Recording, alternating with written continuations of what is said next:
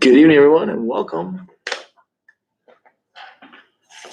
All right, we are back into open session. And our next item on our agenda is the Pledge of Allegiance. So, Pledge allegiance to the flag of the United States of America and to the republic which stands one nation under God, indivisible, with liberty and justice for all. Our next item is sharing the board mission statement and agreements. All right, so our mission statement is we will develop a policy that is representative of our community, set goals, and lead our district by collaborating. And our beliefs are stand up and own it, we are one, and courage to grow. Excellent, thanks for sharing that again. Our next item is around our consent agenda. And the 4 items inside that consent agenda this time is the approval of the consent agenda. Our August 28th regular board meeting minutes. I think that date's wrong, is it? Our special board meeting? Special board meeting. It says August 28th. I think it was. Wasn't it before the regular meeting? Yeah. It's the I same mean, the day. same day. Oh, was it? Was it the Yeah. same? Okay. Yes. Before. And then our August 28th special board policy committee meeting minutes. And then finally the treasurer's report, which are all found in the board packets. So I would look for a motion to approve that. So move. I'll second them. And roll call, please. Huck, Yes. Matthew, Yes. Geckerman, Yes. Oldowski, yes, Jaeger. Yes. All right, awesome. And our next one is, next item is board member share moment of pride. So Ricky, you led off last time, you get to pick who leads off this time. Oh, Ooh. wow. Yeah, we're gonna change it up a little. Okay, then since you're tonight. Oh, darn it, no, we're not, I'll pick. So I have, really one, and it's all encompassing, I think it's just on the first full month of school already, can't believe we're already there, almost completed.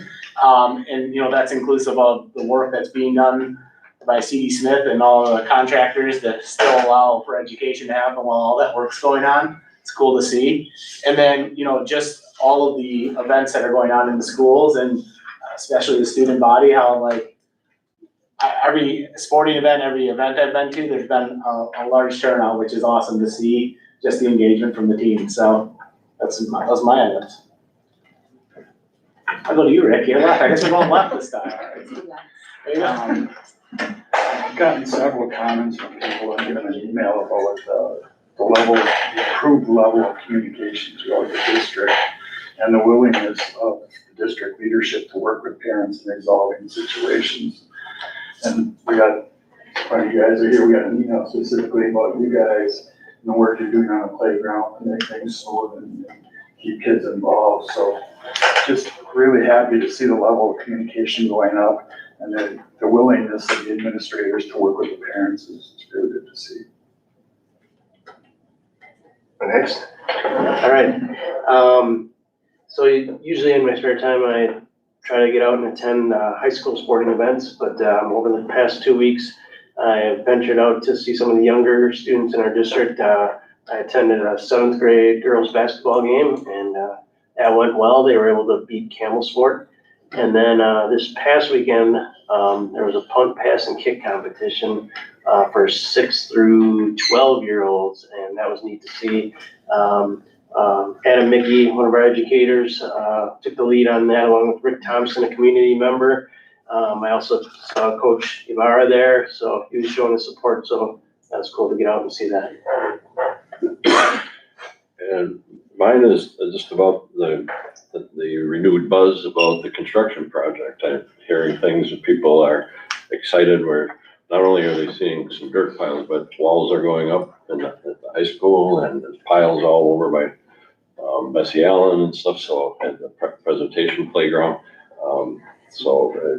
It's just good to hear that people are excited about it and nobody's complaining anymore about the people who didn't support it, I guess. But it's good to have that happen. So.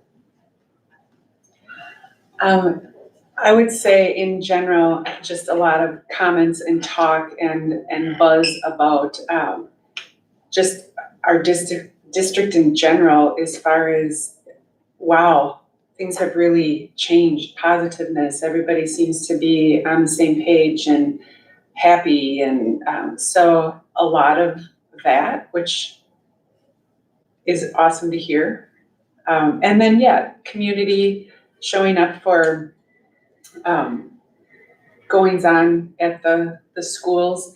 And I mean, really, I'd like a shout out to like our administrators that show up at events and don't necessarily have to be there and, you know, bring their kids. And it's really good to see. So all is good. Awesome. Yeah. All right, well, thank you for sharing, everyone. Lots of great things happening. Our next item is our FLC representatives. So our bilingual bicultural program. So let the group come up and share with us.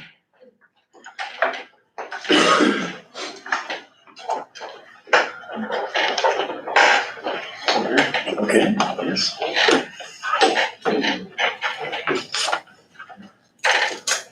Thank you very much for having us. My name is Jen Nygaard. I'm the bilingual bicultural teacher here at FLC.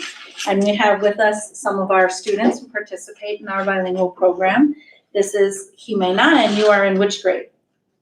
Third grade. And we have Kevin from Fifth. And Jesus from fifth grade.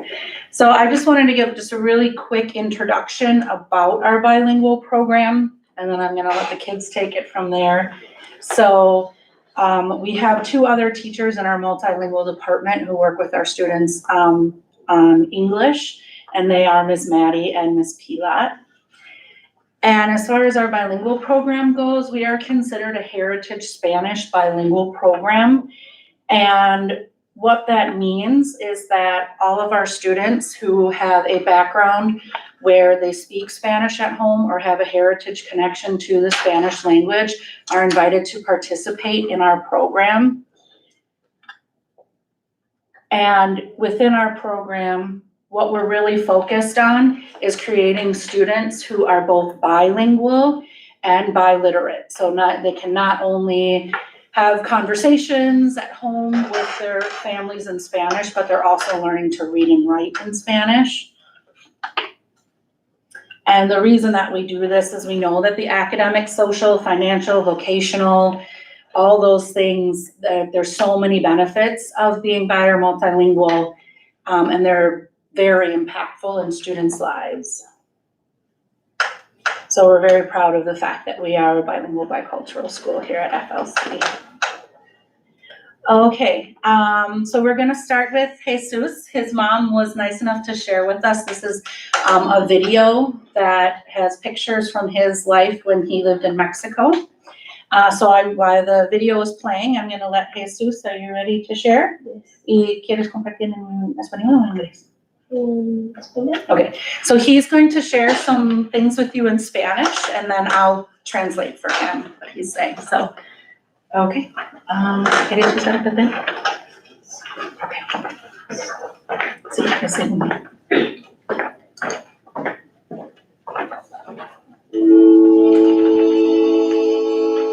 Okay. En México la vida es muy difícil porque no se paga bien por el trabajo y por eso vinimos a los Estados Unidos. La vida aquí en Nfdl es mejor, pero hay cosas difíciles como adaptarse a la cultura y aprender el inglés. Estoy feliz de tener una clase bilingüe porque puedo leer más y seguir aprendiendo el español. So Jesus has shared that his life in Mexico could sometimes be difficult, As you can see from the video, his family were farmers, ranchers in Mexico, but life was becoming very difficult because they didn't feel that they got paid very well for their work, and that's why they decided to come here to the United States. And he shared that life here in North Fond du Lac is much better, it's very good, but there's still difficulties like adapting to the culture and learning English. So he's very happy to have the bilingual class because it gives him the opportunity to read more and to continue learning Spanish.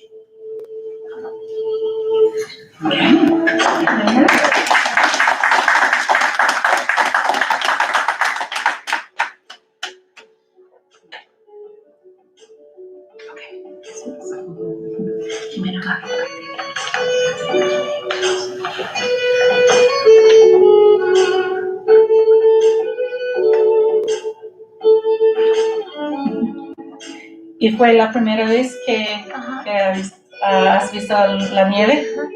He said in that picture with the snow that so last year was the first year he had ever seen snow. Okay, Jimena? I like having the language class because I can learn how to write and speak more Spanish. It is important to me because I talk to my family in Spanish and sometimes I know what I want to say but I don't know how to say it. My goal is to be able to write letters to my family in Mexico and Guatemala.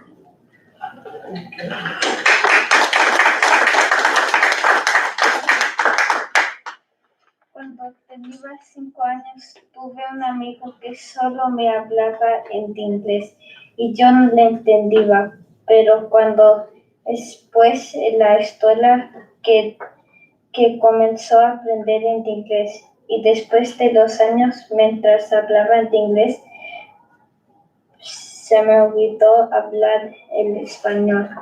Después de empezar la clase bilingüe, estoy usando otra vez el español.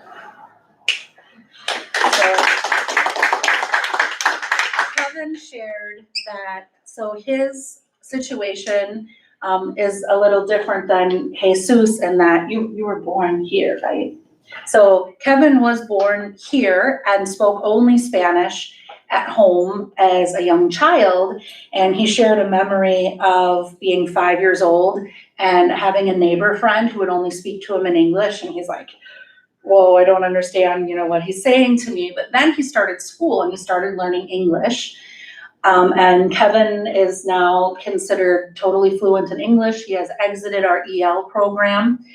But he said once he started learning English for a long time, then he started losing his Spanish and forgetting how to speak in Spanish. And he had never learned to read or write Spanish. So now with a full year in the bilingual program, he's starting to use his Spanish more again and to remember his Spanish. And I know that's been very meaningful for his family as well. So we just have one more quick thing to share. We have currently, I believe we're up to 83 students who participate in the bilingual program here at FLC. And obviously we couldn't have them all come. So, but I wanted to make sure that they were all represented. So we have one more short video to share. Because I speak Spanish.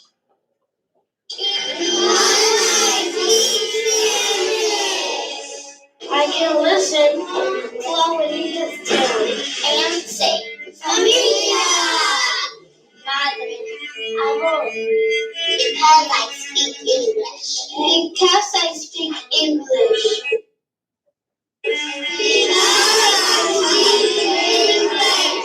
I can laugh and laugh. And say I also. Because I am bilingual. Because I am bilingual.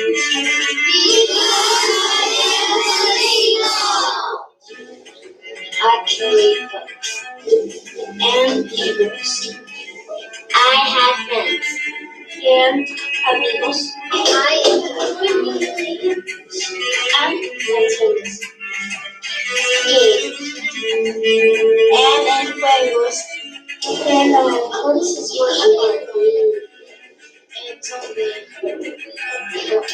because I speak 2 languages, I will be able to do eat twice as many things.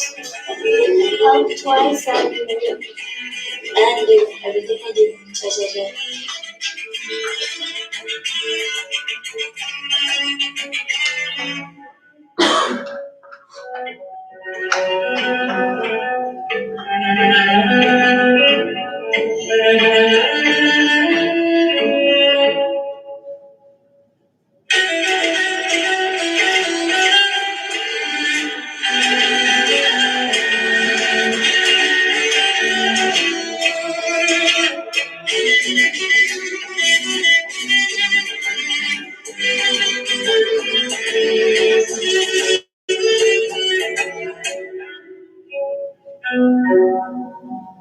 Thank you very much.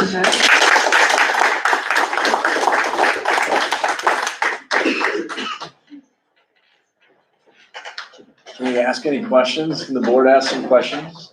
Absolutely. Do you have any questions? How long is the program been in place? So the program officially, this is the second full year that the program has been going. So last year we completed our first year of the program. So you saw snow for the first time. Do you wanna see it again? ¿Quieres ver otra vez? Va a cambiar.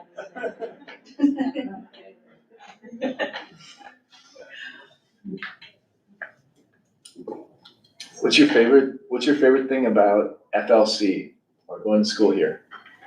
¿Qué es tu parte favorita de asistir a esta escuela? Aprender nuevas cosas, ¿no? Learning new things. What's your favorite thing? And that it helps me more speak Spanish. Leerlo. Estoy And muy read contenta. and write. Que sabe leer español. And his mom says she's very, very happy that he's learning to read in Spanish. Porque a nosotros es difícil enseñarles eso, que ya sabemos hablar. So she's saying it's very difficult for them to teach him to read. They do speak it, but actually teaching it to read is difficult for the families to do. And how to write in Spanish?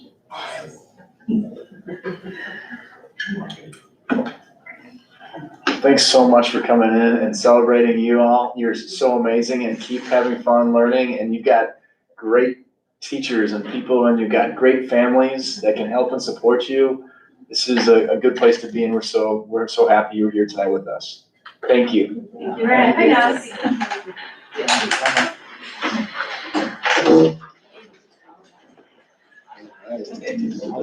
All right, our next item. Yeah, so your turn now, right? I know, that's a little weird. Yeah. So I just saw you guys. Yeah. Welcome back and welcome. Looking forward to hearing what our Horace Mann High School representatives have to tell us today, so. Absolutely. So just to introduce myself again, I'm Abraham Maurer. I'm a senior and I'm the student council president for this school year. And I'm Faith Tillman. I'm also a senior and I am the vice president for the school year. So, we have homecoming just around the corner. I believe if you count this week, it should be 3 weeks away. But we also have other fun, exciting stuff happening in October as well. So from homecoming week to a brand new event, student council is very excited to kick off the year strong. So, obviously, probably the most exciting thing coming up is our homecoming week. Our theme is Sink the Spartans. You might be able to use your imagination. We might have tried to use other words before Sink the Spartans, but we decided to keep it a little more PG, if that makes sense. So our theme is Sink the Spartans.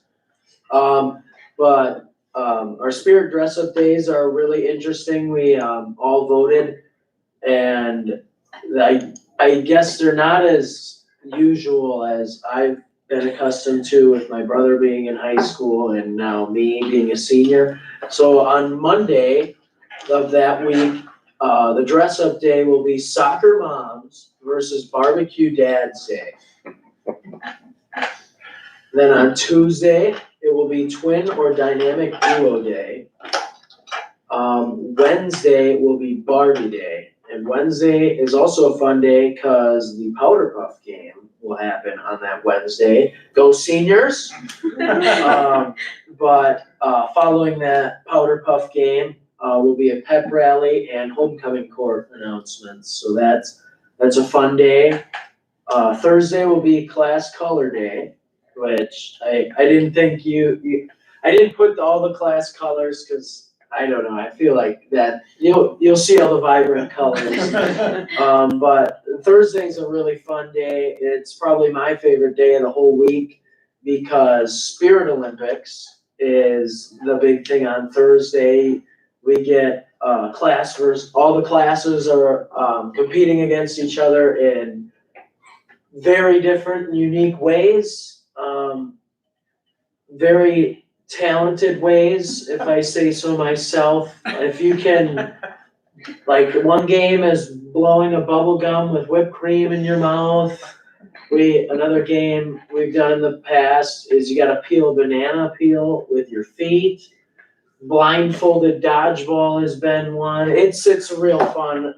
It's definitely, it gets the morale excited for Friday, which is game day. We got Orange and Black Day, obviously school pride, and then student council doesn't run this, but the parade's gonna happen, and then the game, and then the dance will be on that Saturday, the 14th, and that will start at 8 p.m. So that's exciting. That's our homecoming week. Faith, if you want to take the next one. Yeah, so then, as mentioned before, we have something new. It will be the trunk or treat. So we're gonna have a bunch of cars in the high school parking lot, I think. And we're just going to welcome this event into the district and see how it goes. I know a lot of kids will be excited for this because they'll get candies. And for the ones that can't eat food, we'll also give sensory items out. So like toys, trinkets, little things like that. That will be October 23rd, going from 5 p.m. to 6:30. And then it's still being organized as of right now, so we don't have all of the details, but most of them are there. We will definitely make sure everything will be pushed out and everyone, all North Fond du Lac families are welcome. We're really excited. It's our first year doing this, so we'll see how it goes. I'm excited for it. So, and then Is that in the high school parking lot? yes, Yeah. yes. And then the last thing I have is, this is the week before, so this will take place on October 6th.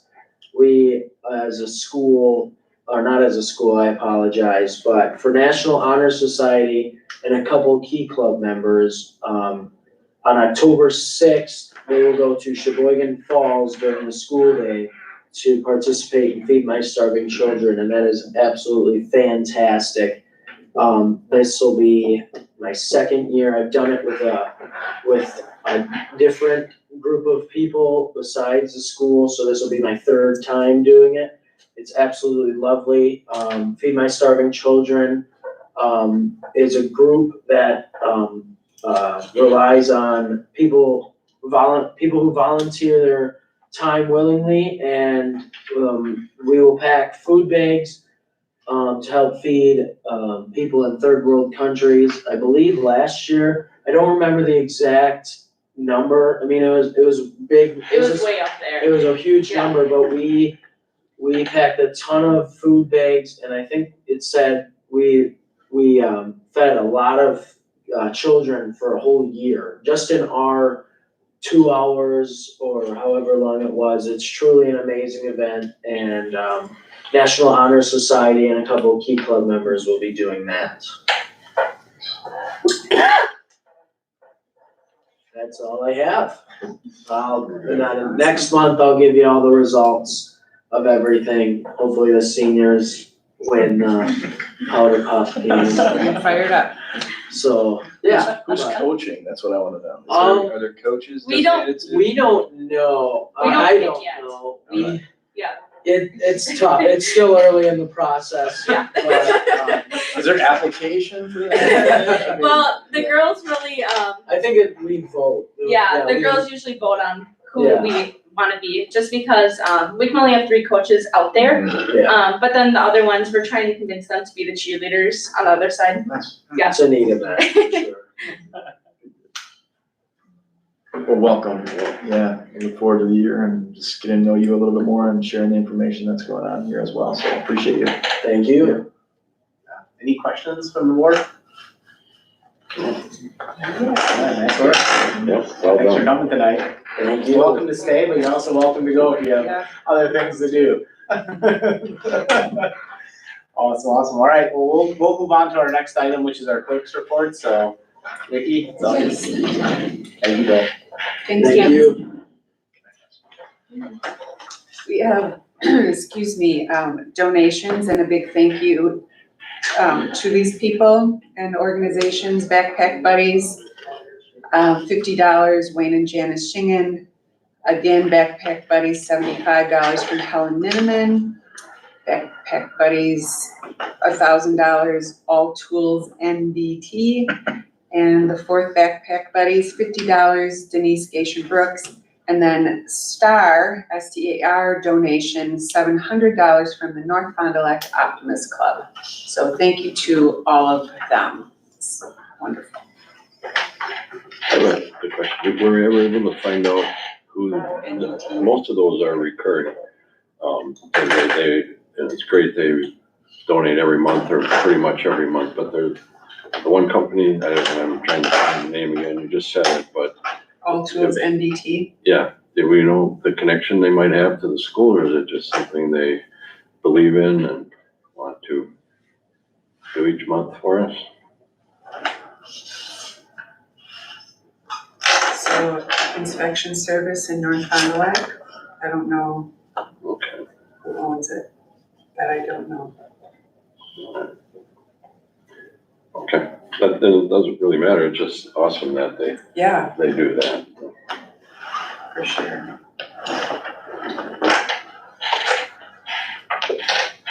All right, is that all of them? That's all I Okay, have, excellent. yes. Thank you, Vicki. Our next item is citizens' comments. Provides anyone, attending tonight, like to share any comments with the board? I don't think there's anyone, but we'll pause for a second. All right, excellent. Our next item is superintendent's report, so. All right, good evening. Thanks for hosting this again. We really appreciate it. First month of school, and you've heard already a lot of great things that have been coming out, and I appreciate all the wins that you're sharing too. There's a lot of great things that are going on within our schools, and we should really be proud of who we are and what we've done, and a lot of great people behind that, and we're fortunate to make that happen on the daily. So just a couple things, and I kind of like parsing these off into our strategic plan kind of columns, just like updates. And the first one, I'll start with learning and academics. It's one of our core areas. If we looked at that, we got a really good jump start on collaborative teams. Every Tuesday and Thursday morning, for the most part, and high school starts at 6:50, elementary starts at 7:30, and they put time into building successful habits and practices within the classroom. And the base of this is really working on that planning and figuring out like how our standards are driving that learning and aligning to what we're doing within those classrooms. And we've had a really good jump start, I feel, with the work that we've seen so far, from our director of teaching and learning to all the principals at each of the levels, owning that as instructional leaders, and then sharing that with our groups and our teams. And so we've got, at the high school level, you've got teams based upon departments, and that's the same kind of thing with the middle school, but then K5, you're all grade levels, so those teams get to collaborate on the weekly with that. So it's a good start. We've got more work to do, but planned out, and it's really generating where we will be with our KPIs in the near future, and you'll hear more about that as we move forward.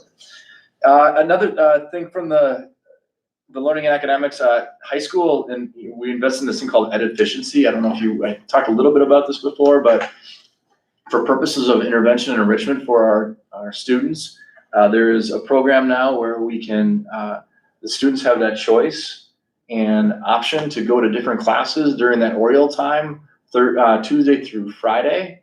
And so they get to pick which teachers they need to go and get some more assistance from. Teachers can also select students that they need to work with a little bit more maybe.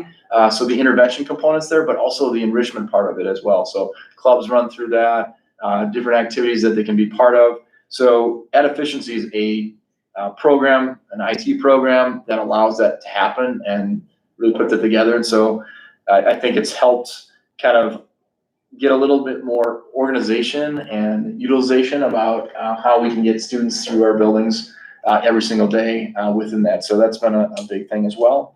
Google Classroom at the 612, really, sharing Google Classroom. I don't know how much we're familiar with that, but basically every teacher has the ability to put all their work, assignments, calendar, you name it, and they update as posts, and every student has access to that. And they can actually get their assignment from that post, turn that assignment in, and that goes into a teacher's folder. The teacher can actually correct it digitally and then kick that format or feedback, anything back to them. It has kind of their whole understandings of as far as like what are their syllabi, you name it, their learning targets for the day. So if you were to miss a couple days for sickness or your vacation, whatever, you can go back and look at that versus, I think I remember back in the day when I was teaching, it was like a notebook in the back or like a binder. And it would be like, go back there, check the date. Now it's all digital. Everybody can see that and operate through that. Means it's really very efficient for our students and getting into that. And plus it works with, all the Chromebook works that we have. Students can actually use that more often and make that happen within that. So feel pretty good about, working towards that and getting better in that arena as well. Operations facilities, I'll kind of stay away from that because that's the next piece of the agenda with the referendum. I'll lean more in on that. Engagement, we've had a lot of great things going on. It's the soft landings at all the schools right away from the beginning of the school year.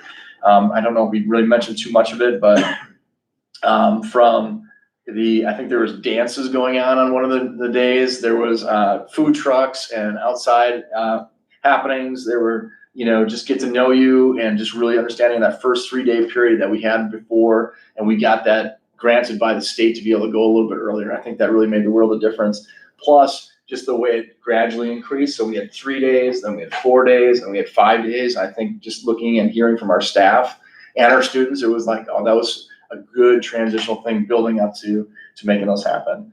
We've had some schools already start Donuts at Dawn or parent engagement ways to get and reach out to our families so that they can have opportunities to come in. We've had EL and bilingual nights actually in this building as well to share out that information. So there's been a lot of good things. And Lauren, I'm gonna pick on you since you're here. Can you talk about your grade level meetings for just a couple seconds about what you've done with that? Yeah, so a little different this year. We invited all of our families kind of early on. So typically they're used to that first kind of touch point with the teacher being later on in the fall. But we really wanted to kind of highlight some academic goals that they could be working on in partnership with us, as well as have the opportunity to network with other families. That's come out in some survey data, just having, opportunities to be within the school and interact with other families. So it definitely went well. I think we were at about 40% because we've been trying to track all these different things that we're doing to really get a good gauge on what's working and what's not. So I think overall we saw good success. We know what we might tweak next year, potentially with back to school night as well, because we were at about 90% for back to school night. So trying to figure out like how we still maybe tie those things together, but not burn families out too much in the beginning of the year. Thank you. And the last grouping was safe and emotional healthy schools. And we just had a safety committee tonight. Brad, you could probably talk a little bit about that. And we had an amazing drill prior to the school year starting with our whole district, walking through an intruder situation, partnering with the village, and really, starting to have some dialogues about that. But we've had some real good headway within that committee, and Brad now is leading the safety committee and facilitating that. If you want to just say a couple things about that quickly? Yeah, we just, that drill, I think, was kind of that first kickoff of where we're heading and where we need to go. And I think, the team is collaboration of all our schools and members of our school, and that's really important when we talk about that common language and common practice in this district, where if I'm going to the best yell or I'm going to Horse Man, practice and the procedures are the same.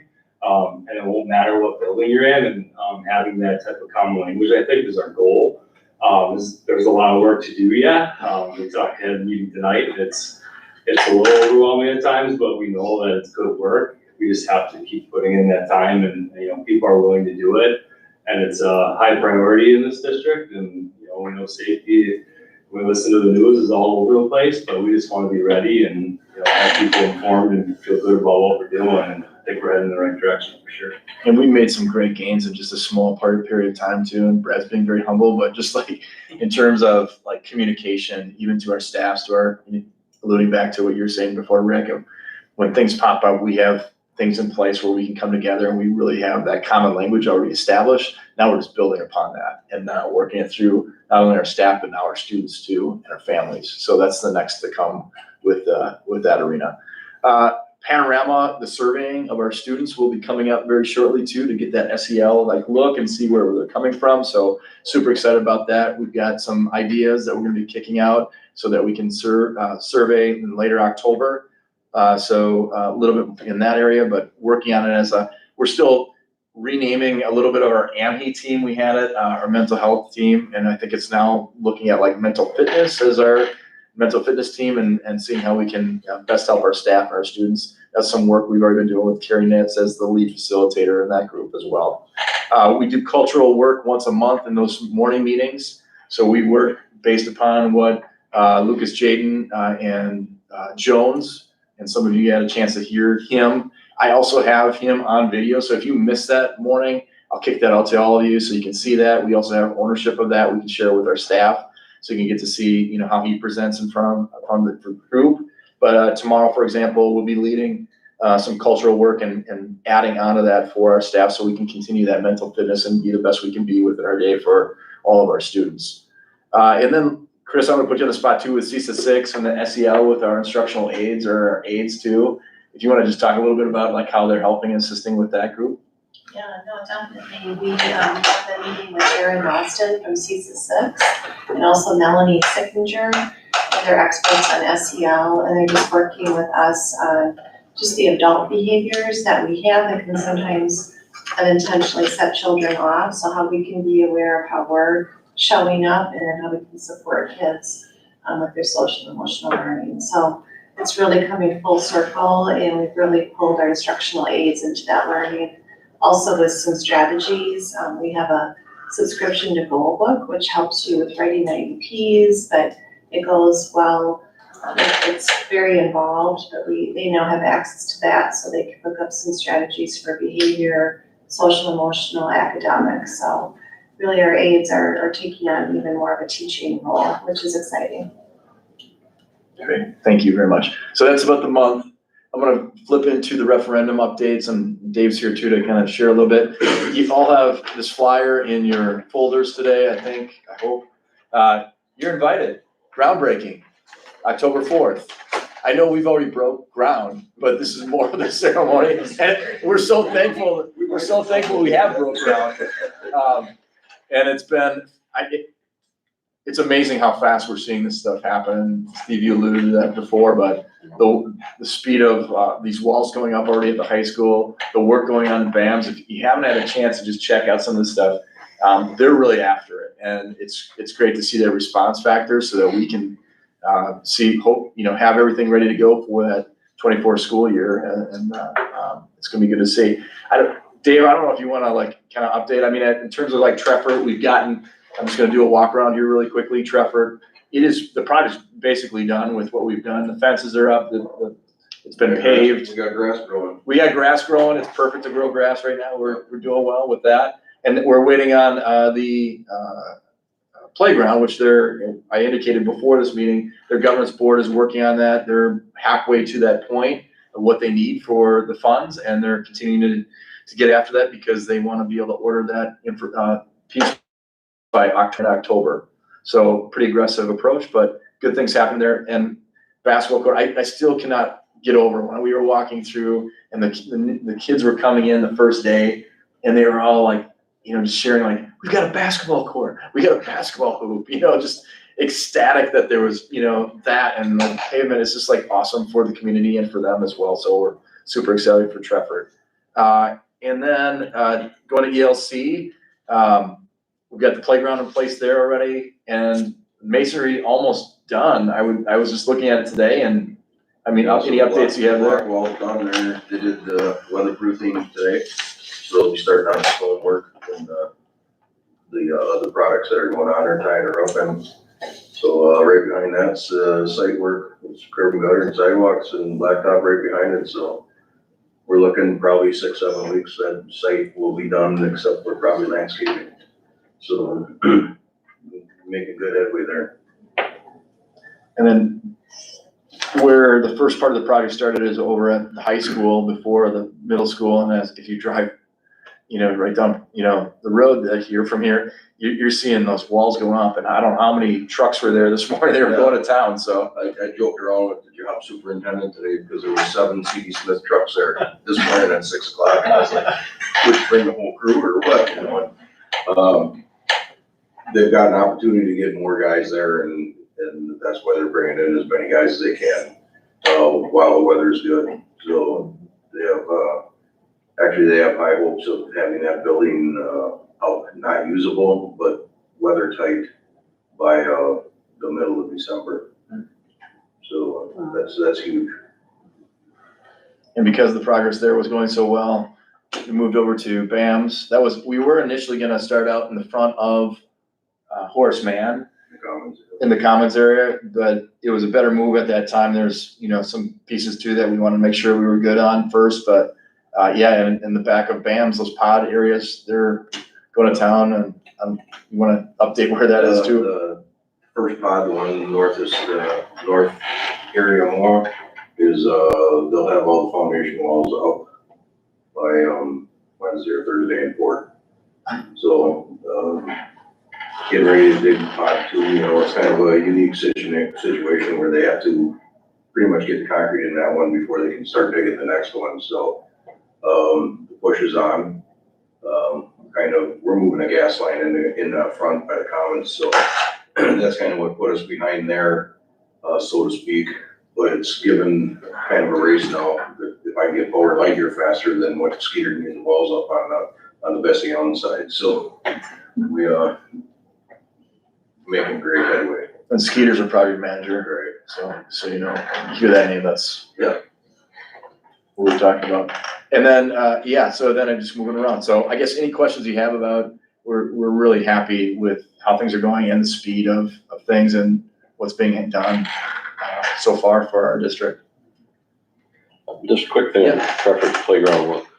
The playground pieces that they're fundraising for will have to complete that rest of that area. Yes. It's kind of rough in the back. Yep. And so that whole spot is going to be playground. So, Good. Yeah, I have my construction tour, I call it, whenever I'm coming back into town. I go from Trefford and up around DLC and the whole thing. So it's fun to see the progress. Absolutely. Absolutely. Any other questions or comments? All right, that moves us on to seclusion and restraint. Judy and Chris, it's all yours. Thank you. I'm Judy McHugh. I'm special ed program supporter at Nfdl Elementary School. And I do the seclusion and restraint reports for DPI. So these are the reports that need to go to DPI by a specific date. So this is last year's. And it's in your packet, I believe, but I try to tag on as many previous years too, just so I can kind of see the ebb and flow of what's going on. Seclusion restraints are a last resort. It's not the thing we want to do. It's, only done if the student is a harm to themselves or others. Restraints, we are taught, trained how to do a specific restraint through crisis prevention. And myself and Natalie Rosas are the trainers right now. And we bring staff through every year and go through the training of, the specific holds if we need to, as well as just different things about interacting with children. A lot of, it was very interesting, they're changing the way they're teaching some things for the better, because there's a lot more interaction with kids, talking to the kids, trying to figure out what's going on. And it fit in so well with some of our cultural stuff that when we were doing the training, I'm like, you're just pulling back so much stuff that we had learned already from Jaden and Jones and E+R equals O. So it's like, you know, all that is included a lot more right now in the training. Seclusions are generally, most of the time a seclusion is just not leaving the kid, either evacuating the classroom, so it's just the student and some staff, or having the student go to a different room and just stay there and calm down. So it's basically just not letting them get into the halls running through the school or anything to be harmful to anyone or to themselves. We're doing a lot more trainings in our district also. We have restorative practices coming out this year with a small group of staff, working on some of that. And I was on Friday, but I heard some really cool stuff that happened on Friday with the student with restorative practices, and kind of talking through with the student how, you know, trying to get them to see some of the things, how others feel, you know, how some of those other students might be afraid when they see a student really escalated, and how they respond to that. But we try very hard to get that student's voice. We try very hard to talk to them, to problem solve with them. If there is an escalated student and the staff is with them, we try to get them to calm down, regulate. Before they go in the classroom, we like to see if they can get some work done, you know, if that's gonna be a successful back in the classroom. And then if they can, then we transition back into the classroom. But we don't do that before a student is ready or before a student feels comfortable being back in there. And our staff are very good about welcoming the students back and, you know, moving forward from there. We try to do some restorative practices between the staff and the students too, if we get a chance, and help them talk to each other and work things out too, so that relationship continues to grow too. Do you have any questions? I just want to make a statement though too. All of our administrators this year are trained in nonviolent crisis, and thanks to Judy, Natalie, we were able to walk through that together, and then several staff members, of course, too. But I just feel really way better support and feel like we, you know, in times of those crises, we are, you know, in a certified situation where we can best make the next best move for our kids and for our staff. So that was not something that we had prior, and we just all owned it and went to the training this past summer, and just super thankful for that too. So. If you're ever interested in the training, let me know. I'll add you on to the next one. Does it work on wives? Yes, restorative practices works. We can go through restorative Hopefully circles. Yeah. Wait, my text message, I'm just getting a whole bunch of text messages right now. Why is my phone blowing up? I'm trying to talk a lot more about using your words and not your actions, yes. But, yeah. Anything else? I just want to say thank you so much to Judy and to Natalie for the training. It was excellent. It has a nice flow, and they really do an outstanding job, so thanks. Okay.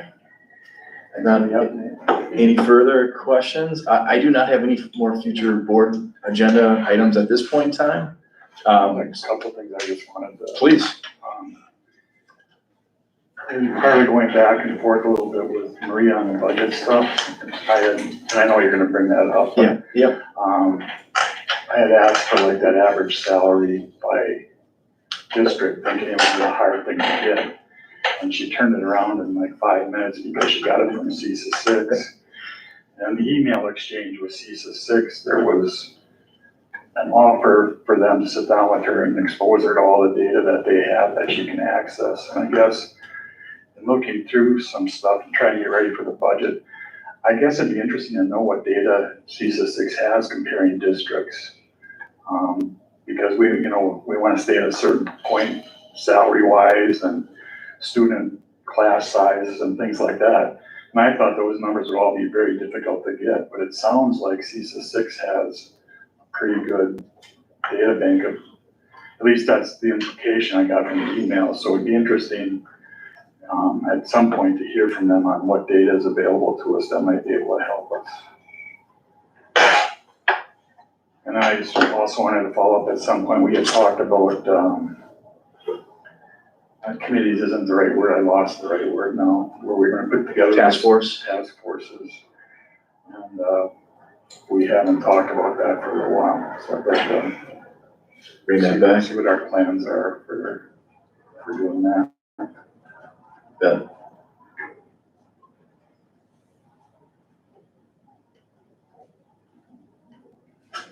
Okay. Maria's on the call. Maria, I don't know if you have if you've worked with CISA 6 or not in the past, or if you can hear us first off, but. It's actually an analytics program through Forecast 5. And we just purchased that last year. I haven't used it much, except now with the salaries and comparing the data. And they have analytics on there was analytics on student population, and you can compare anything that is reported to DPI. They can pull that information out of DPI and then they can do the analytics. There are several workshops that are set up. I just haven't had a chance to attend any of those. Some of them are coming up. They just didn't relate to what I'm working on right now, so I haven't attended those. But yeah, I can definitely get a list of, or I can get a summary of what they can do and how I can actually use that data to do my own analytics. But yeah, that's through Forecast 5. Okay.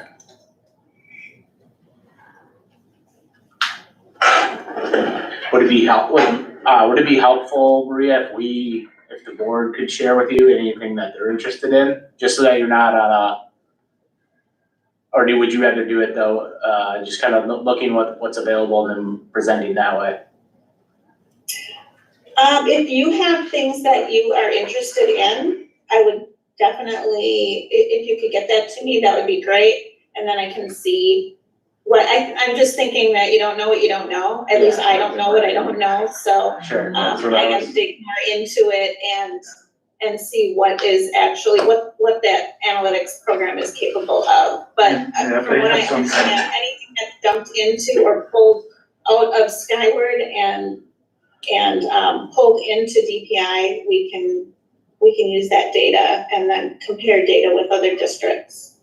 Yeah, if they had some kind of catalog, 'cause I think your point's exactly right. I don't know what I might not know that I should be looking at something, but if I see it, it might spark an idea that that's something we should be interested in. Mm-hmm.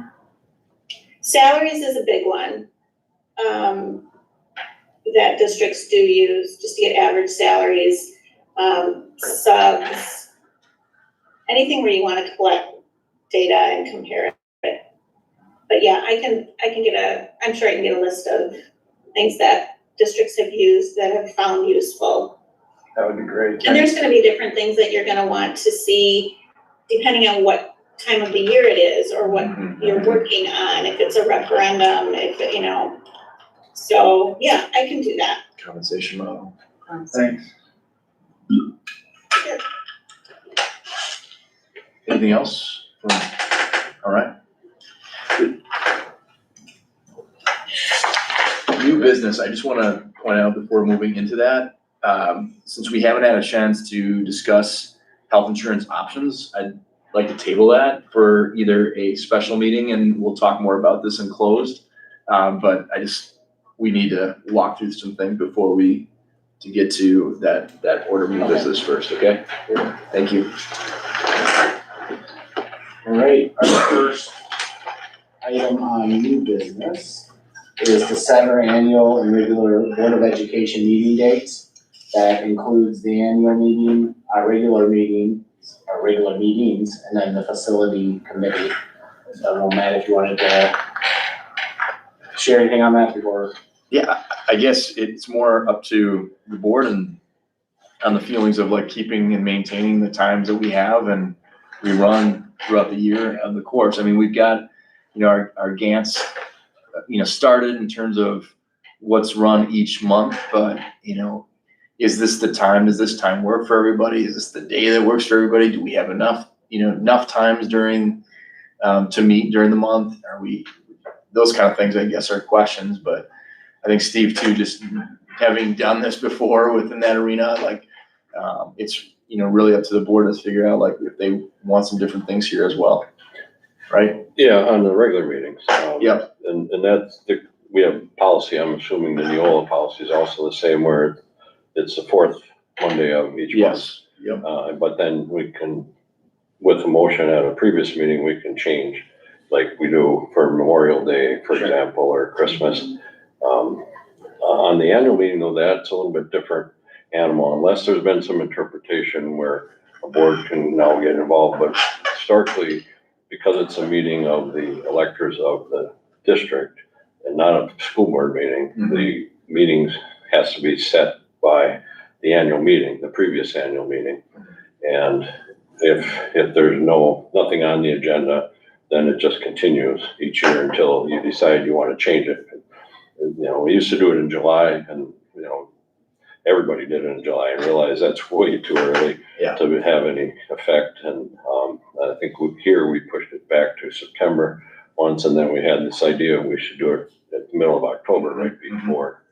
So that we could check into that if there's a reason to, but otherwise, then we just put a motion on the agenda at the next annual meeting if we want to change it. So. We have we have it scheduled right now, the annual meeting for Monday, October 16th. That's on here. And then I guess I'll open it for the regular meeting other than what Steve, so Steve, thanks for going through that. Is there any change to time or frequency that we want to put onto the calendar?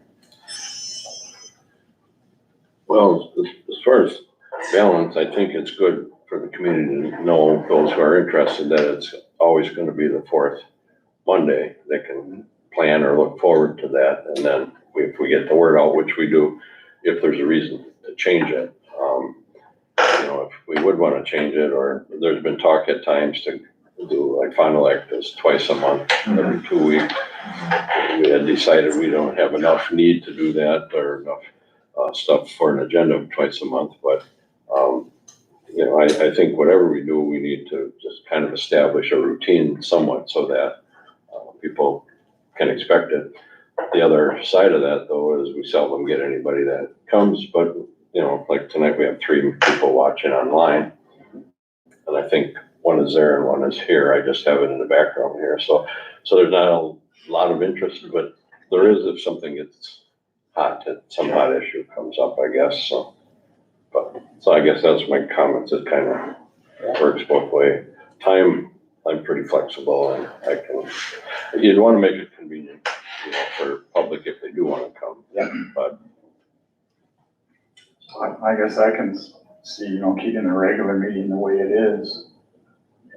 But I think around budget time, and then I think as we get going more and more on these KPIs and these task forces, I think there'll be a need for more meetings. But those we can just call as special meetings. Correct. Still keeping regular meetings the way they are. But my assumption is we'll need more special meetings as we get more into this stuff. Any other comments before we make a motion? well, if we're not changing anything, do we need a motion? right now, again, by policy, it's the fourth Monday of, What about for the annual meeting, to call that it's recognized on that day or no? well, that wouldn't be anything we would vote on, because again, it has to be voted on at a annual meeting, because it's the annual meeting of the community, or the electors of the community. Okay. But, Alright, this facility, I think that, well, was that supposed to be policy? Because I think that's the only standing committee. Yeah, I we think have that right should have now. been policy committee. Yes, and Yeah, that would be, I think, set as needed. right. That's what we've done in the past, like, which is a great segue into the next. Oh, yeah. Yeah, alright, so we'll move on to the next, item on the new business, and that's discuss and consider policy review. And this is our second reading Right. of the policy review. So what we would look for is, this one we would take action on. Yes, they're saying, is there any other questions that we have or had based upon the review that we had the initial time? You had time to review it again. And if not, then we move forward with the changes. So is there any questions or feedback before we make a motion for the second policy reading? Alright, we'll all look for a motion, to consider the policy review for our second reading. So, Second. and roll call, please.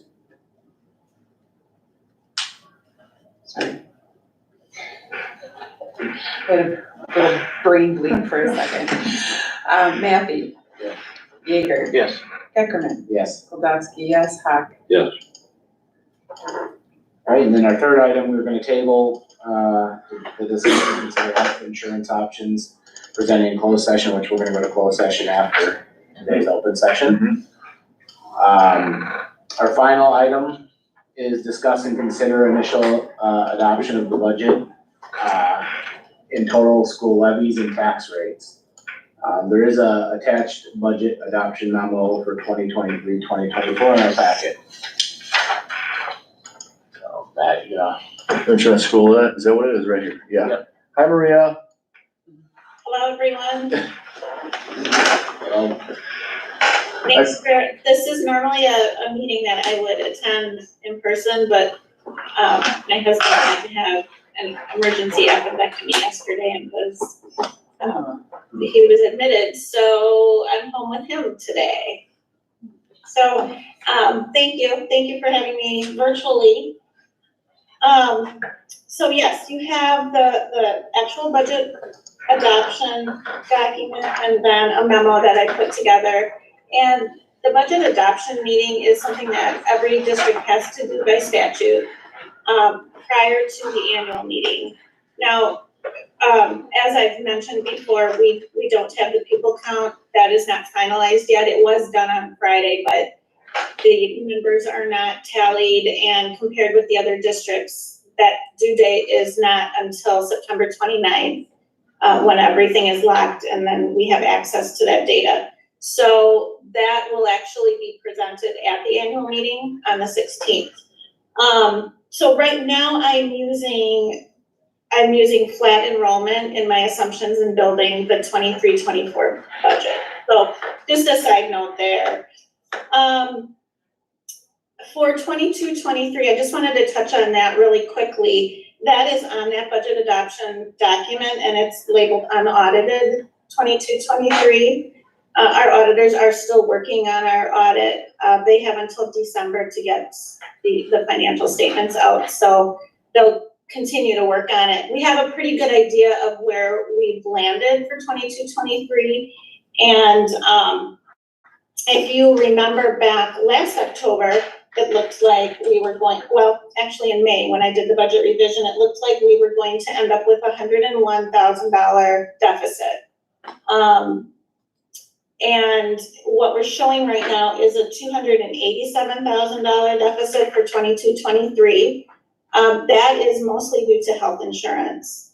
And in addition to the transfer that I did to Fund 46 in the amount of $250,000. Now, had I known back in July what I know now, I never would have done that transfer. I would have just left it in Fund 10 and we would be at about a $30,000 deficit. But, again, statute dictates that if we're going to do a transfer to Fund 46, it has to be physically done by the 31st of July. And back in July, I thought we were going to have a pretty significant surplus. Since then, we've gotten more information on our health insurance and how the accounting works for health insurance. So that's why there's that additional deficit. If you net the two numbers, so that Fund 46, that $250,000 is in there. It's a fund balance in Fund 46. It's just not as liquid as if it would have been in Fund 10. So I just wanted to put that out there. That number could change by the time the audit is done, but that's looking like approximately where we will be. Any questions on that first?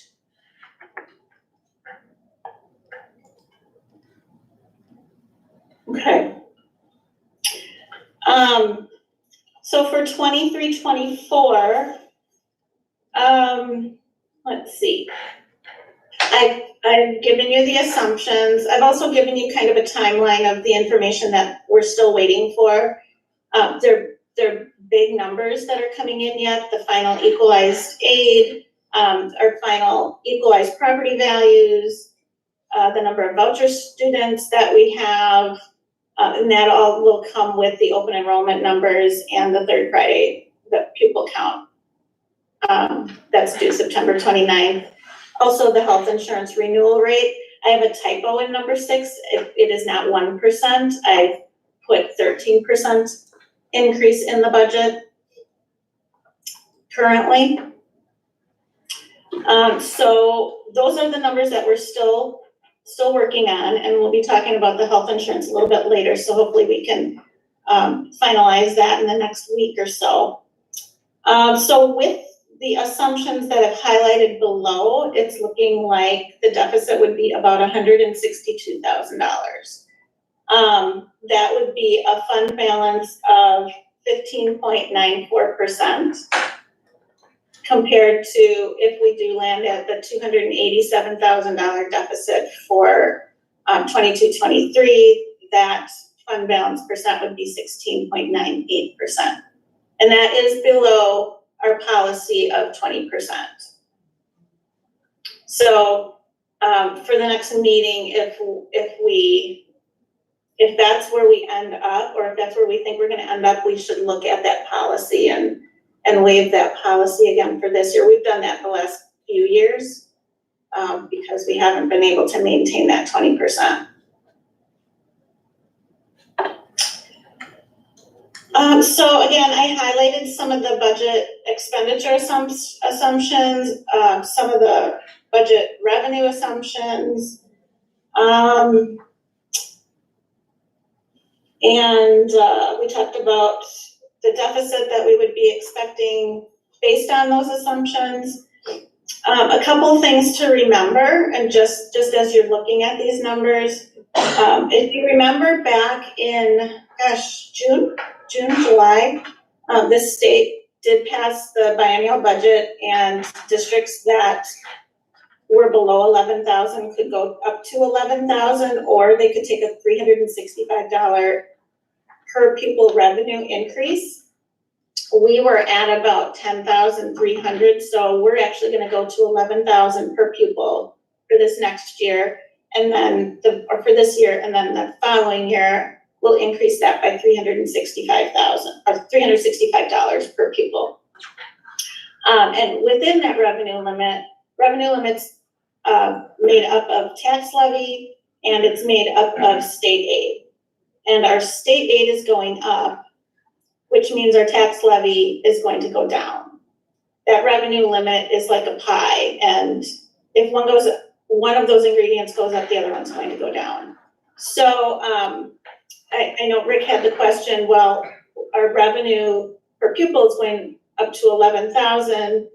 It seems like our tax levy should go up, but because we're getting more state aid, that tax levy can actually go down. Well, And that's what's. Yeah, that was my other question that I had sent, because the assumption you had was, it's $0 per pupil increase in state aid. In And categorical aid. so I guess the state aid up, like you said, went up substantially. Why, what caused that, and is that a one-time thing, or is that ongoing? That's year to year, and that's based on the pupil count in January, the second Friday count in January. And it's also based on spending, our district spending in relation to 420 other districts in the state. There's a huge pot of state aid money, and it's divvied that way. So we don't know exactly what it's going to be. Do we know why ours went up so much?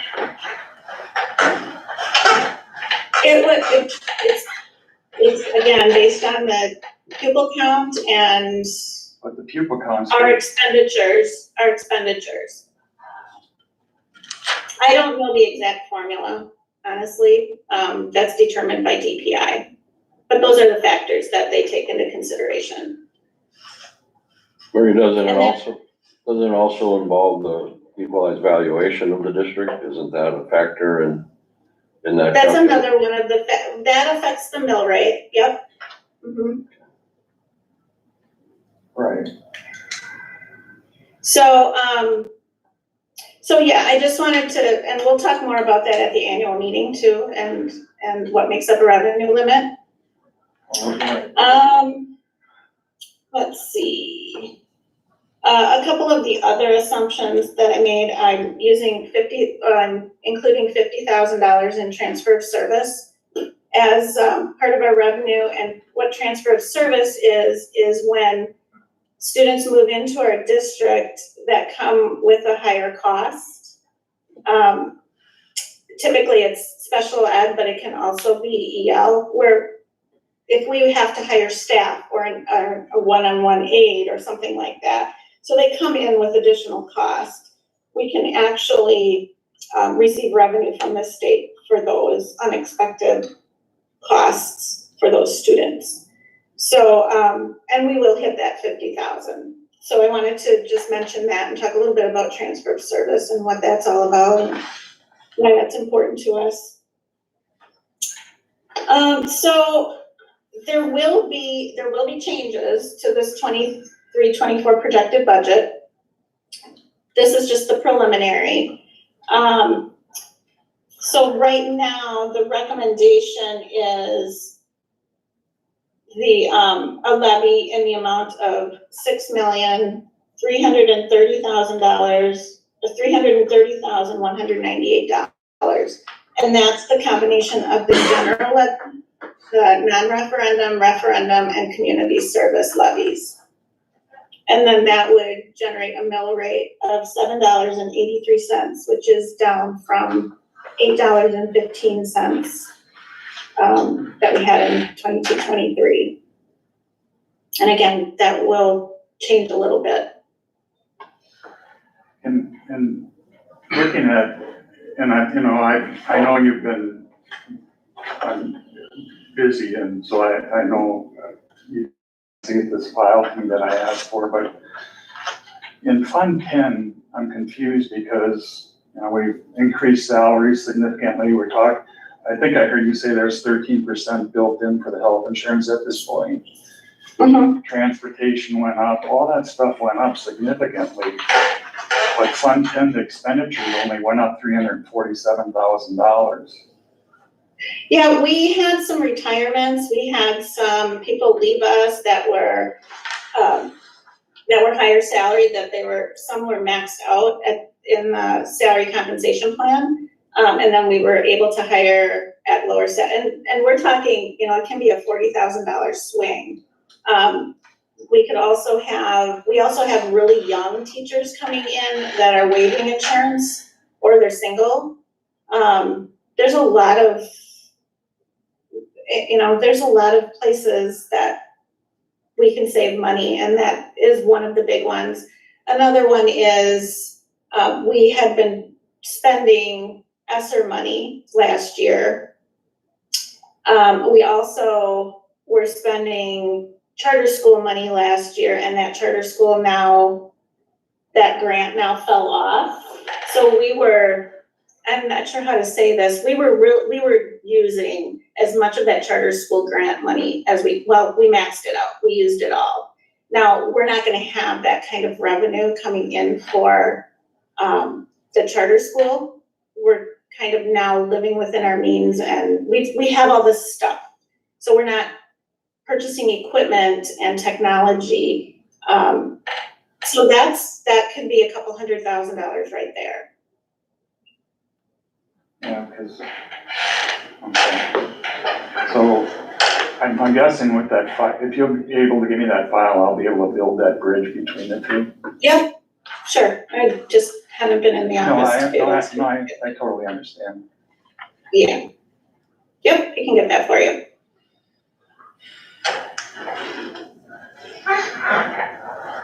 And Maria, there's still a lot that can happen from now until October and some of this. I mean, we don't know Absolutely. what's gonna happen yet. I mean, it's still, that's the oddity of educational finance.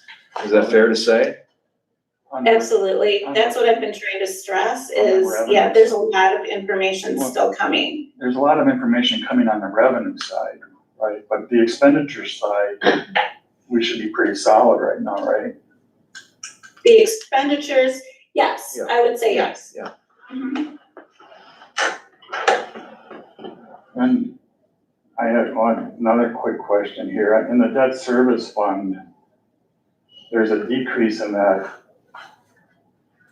of 837,000 in long-term debt. Yeah, that would be defeasance, because we prepaid quite a bit of our debt last year. So we are no longer obligated for that this year. So that will that come back next year then? No, I mean, we'll have higher payments because some of our referendum payments have not started yet. So the debt will shift up, but right now we're kind of in kind of a flux where we're not paying some of that debt yet, or we're just paying interest payments and not principal payments. So those will start to kick in. And there's amortization schedules are already out there and that's what we follow. So we have levied up, this levy is up to the max on that 11,000? Correct. Yep. There's no over levy built in. That's the max. I have a question about that, while you're on that, Maria. Could we over levy? Was there a decision not to, or are we just locked at the max or? We can definitely talk about an over levy. I know that the conversation in the past has been, maybe we should just wait a while. I like keeping the mill rate constant, especially now knowing that we probably will have to go to referendum again, because we're gonna grow out of our elementary school. So we can definitely talk about that. I'm just showing you that is the mill rate at the max. But we can definitely over levy in Fund 39. We have done that in the past, just to keep the levy the same. We're not increasing, Yes. the mill rate the same. We're not increasing taxes, we're keeping it the same and then getting some advantage from that rather than lower. Right. Yep, and we can definitely talk about that as well. Yeah, if you could figure out, because if you had 783 now, if we went to the 815 that we had last year, how much money that would be? Sure, and that would just be we can only over levy in Fund 39, so it's not gonna give us more money to use in the general fund. It just is an over levy in 39, so we're just paying down debt. Or we're building up the fund balance in Fund 39 to pay off debt earlier. Okay. I'd really, or a debt service and I don't fund. know if it's possible, but I'd really like to understand that huge increase in the state aid, and if that's gonna be continuous or not, because we're looking at 800,000 dropping out. And I wasn't expecting any increase in state aid. It's great that we got it, but it'd be nice to understand how it was calculated, if we think, what we think the odds of it continuing are, because if we're gonna lose 800,000, and I don't understand this basically 1.2 that we're going up. I mean, that's potentially $2 million we all of a sudden drop off unless it's gonna stay. Well, if that aid decreases, then the tax levy would increase. So they go hand in hand. I understand that, but I'd like to know what the odd, or, you know, what the general feeling is out there on whether this state aid's gonna stay at level or go away. I mean, sure. I mean, adding 1.2 million to the levy is gonna be catastrophic. Oh, yeah, and historically, and I'll show that, at the annual meeting, historically, our state aid has gone up. I can't remember when it's ever gone down. So, and then the budget model, when we get that will show the 5 years, and what is projected for the state aid as well. So I can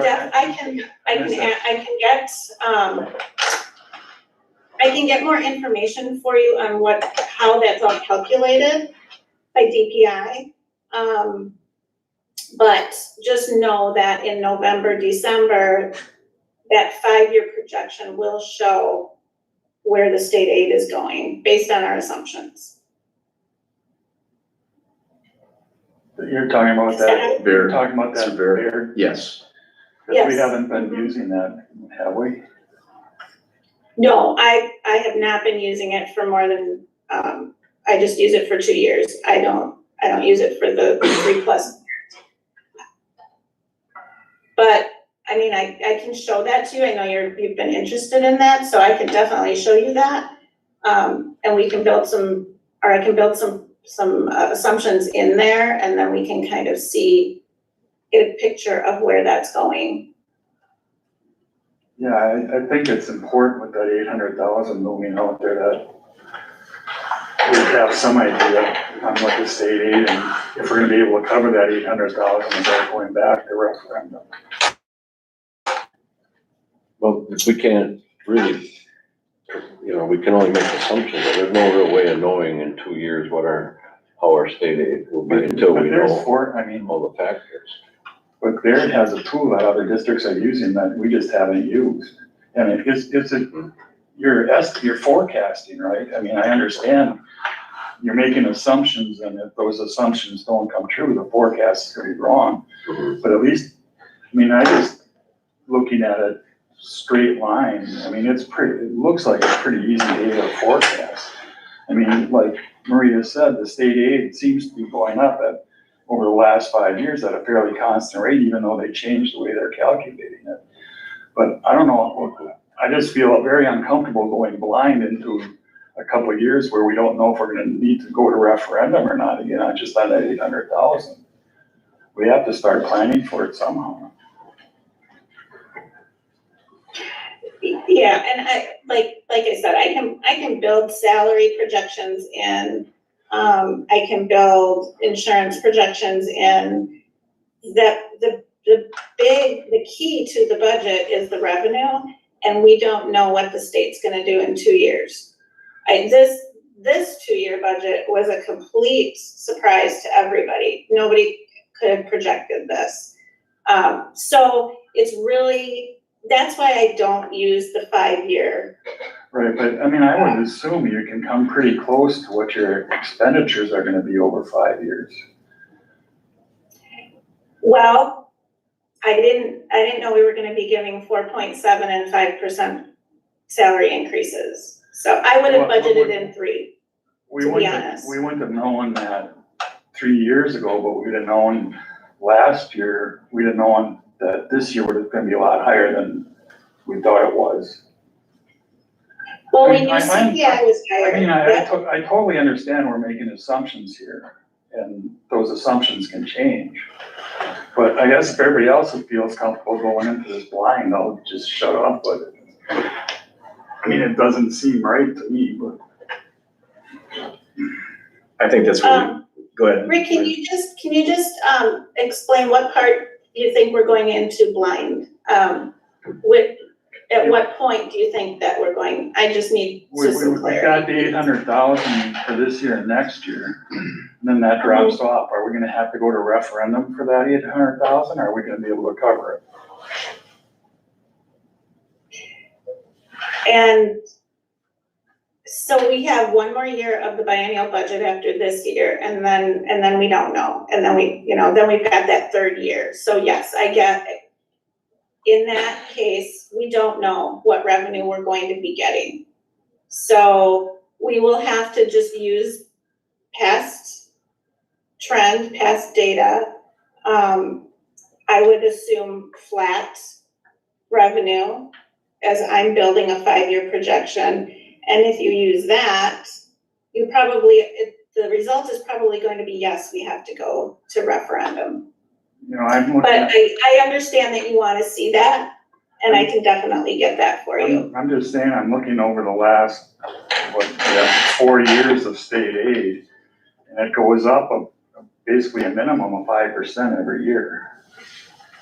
Yeah, it's been increasing, definitely. Right, so I mean, there's trends we can look at and say if this trend holds, this is the position we'll be in. Obviously, if the trend, something crazy happens, but I mean, businesses project out 5 years all the time, and they don't know what their revenue is gonna be, and they don't know what sales are gonna be. They're taking their best estimates and building a plan around it. Yep, and I can use that model, and I can definitely project that out. Okay.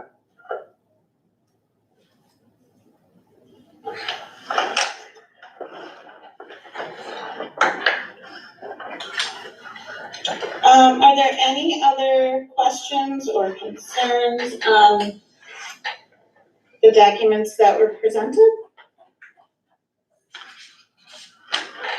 Well, I just, in that document I sent you too, I just in the debt service fund for 2023 and 24 shows us having no debt. That's the bottom line there. Yeah, did you get my email from today? My response? No, I don't think You had I don't think I. Oh, okay, yeah, this will be updated, this exact document will be updated in October. And that's when the indebtedness will be filled in, and that'll be after the audit. Okay. So once I get financials, preliminary financials from Huberty, then I can fill that in. Okay.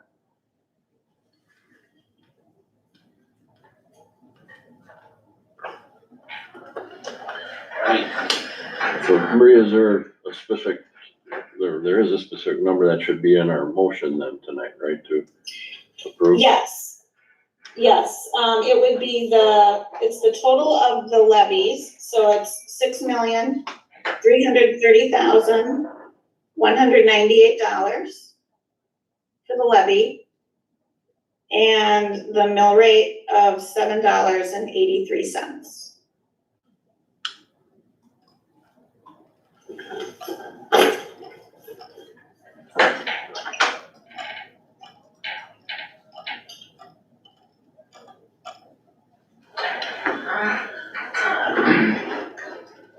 Any other comments or questions? Yeah, I don't see your email, Maria, but I'll look for it. Maybe I'm overlooking it or something. Oh, yeah, it was a little bit later in the afternoon. But I can resend, no problem. Yeah, I don't have them. Okay, maybe it's stuck in my drafts, it's been a little crazy here. Yeah, no, I understand. Yeah, I'll double check and I'll get that to you. Everything was answered except if you needed a report, I just didn't have access to those, but otherwise, there should be, the questions should be answered.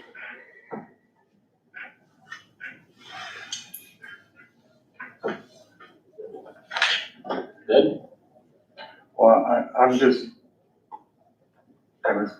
Maria's gonna send me a file, so I know I'm gonna have a bunch of questions off that file, so I can either just keep sending them to Matt and Maria, if you guys are interested, or want to have a follow-up, I'll be happy to copy. I don't know what the rules are on copying on emails or what, but I'm guessing based on my experience, past experience here, I'll have more questions, so I can either continue to work with these guys individually, or if you guys want some involvement, and if you don't, that's fine too, whatever you guys want me to do.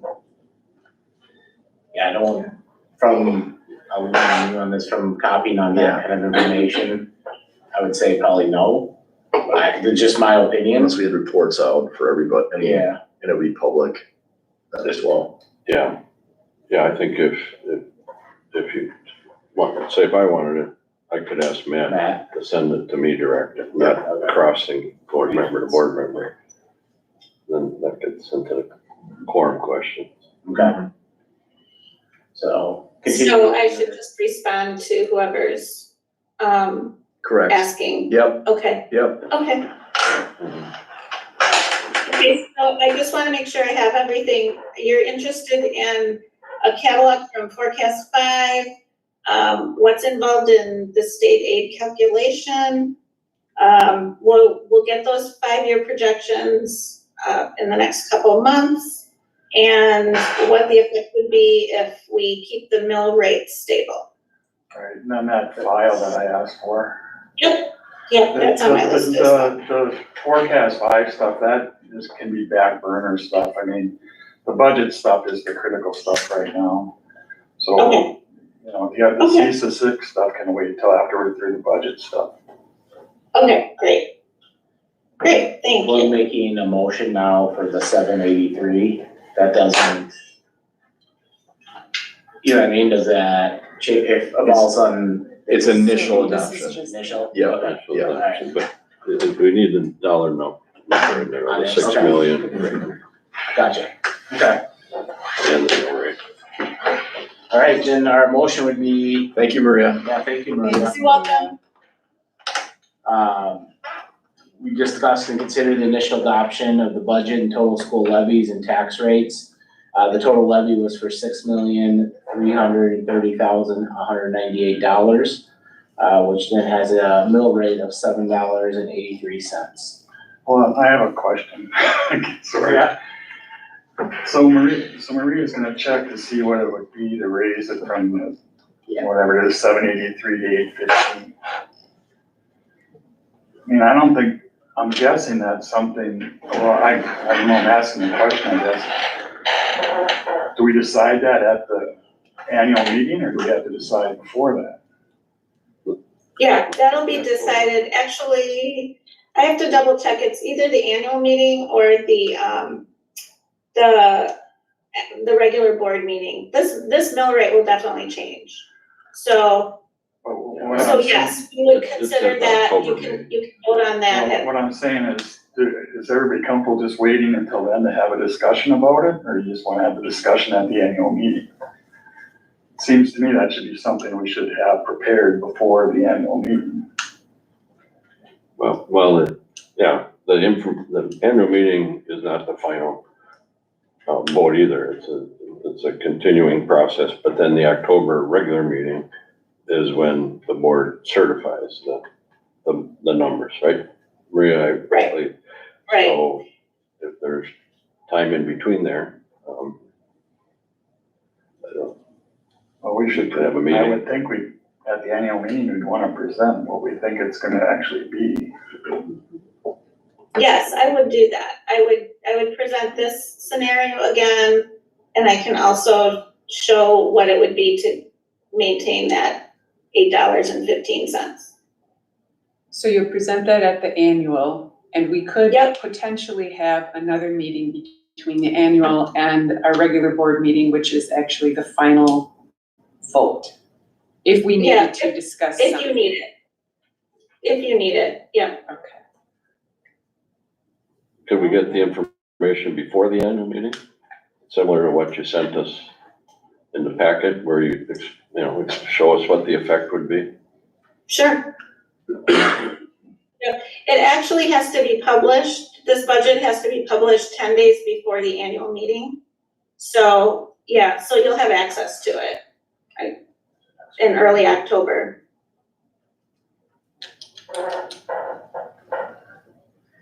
I guess just clarity question, why do we have this initial then? I mean, is it just, That's what I was trying to ask. yeah, I just know historically, I don't know enough to, I missed the question.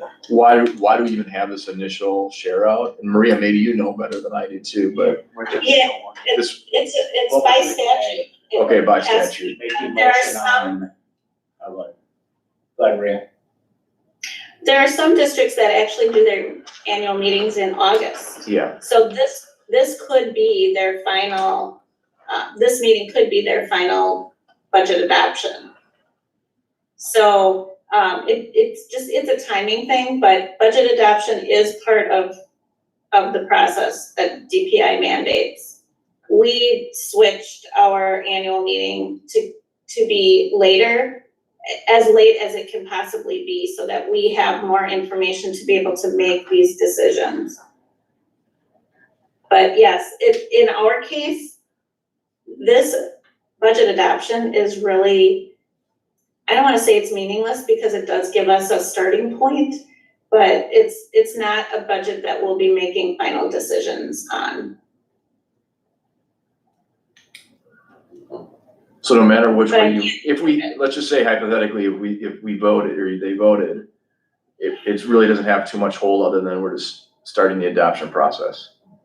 Right, It tonight's means nothing vote- as far as like it could change drastically before we get to the annual. But the changes would be to the revenue side. Correct. Right, well, as I get more information, if we do more hiring, there's always places that I can change. We just had an overload that was added today, so I can update that. There's always things to the expenditure side that can be updated. It's just, there's a point where you have to finally call it quits and be like, okay, this is our budget. But up until the end, I'll continue to make small changes. If there was anything large that I was changing, like insurance, then that would be something that we would wanna definitely talk about. But at this point, I'm not making huge changes to the expenditure side. And again, tonight is just adopting an initial budget. Right, Correct. there's nothing- It will change, it can change, and it definitely does every year as we get the Yes. October numbers in. Yes, And this is, part of the statute is to do this initial adoption in September, or correct, for the annual meeting, I guess. correct. That's right, because you That's need right. something That's to right. publish before, the 10 days before the annual meeting. That's what this is. What I publish for the annual meeting will be more accurate. It'll have our pupil count, the revenue will be tightened up because I'll have the pupil count numbers. So this document will definitely change, especially on the revenue side.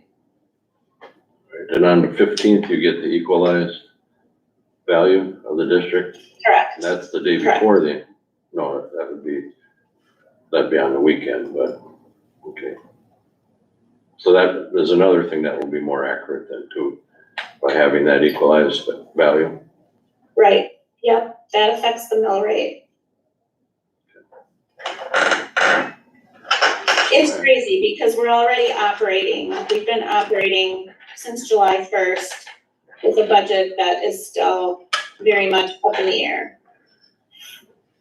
But that's how school finance works.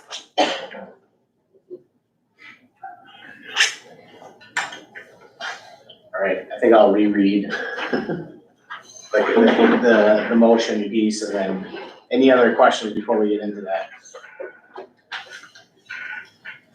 All right, our motion is to discuss and consider the initial adoption of the budget, bless you, and the total school levies and tax rates. The total levy, in the initial adoption of the budget is $6,330,198. And the initial adoption of the budget mill rate is $7.83. So we'll look for a motion on that. So moved. Second. And a roll call on that. Hack, Yes. Goldowski, yes, Jaeger, Yes. Matthew, Yes. Geckerman. Yes. All right, our next item is to make a motion to go to back to closed session. So, looking for a motion to do so. Second. Matthew, Yes. Geckerman, Yes. Goldowski, yes, Hack, Good night, everybody. Yes. Jaeger. Yes. 80%.